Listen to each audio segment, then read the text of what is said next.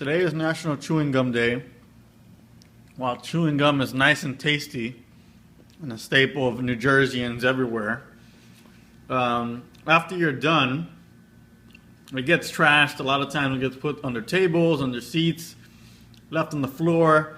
So a friend of ours and a former mentor at Miami Ad School, my friend Stefan Haverkamp, came up with something called the gum elections, where you can discard your gum to place a vote on many things, and he used it last year, of course, for the presidential elections. Check it out here.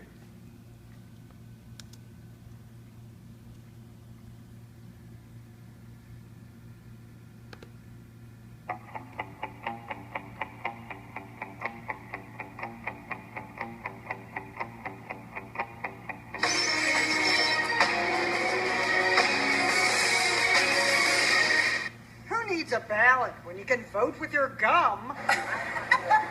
They put up about 50 posters asking passersby to vote with their gum for the candidate they don't like. Mitt Romney got a cigarette in the eyeball. President Obama got X'd out. Since New York City is a bastion of liberals, of course, way more people are sticking it to Mitt. After chewing things over, this masticator plastered Mitt Romney. I just wanted to make sure I had the most impact. Our favorite poll is the juicy fruitiest.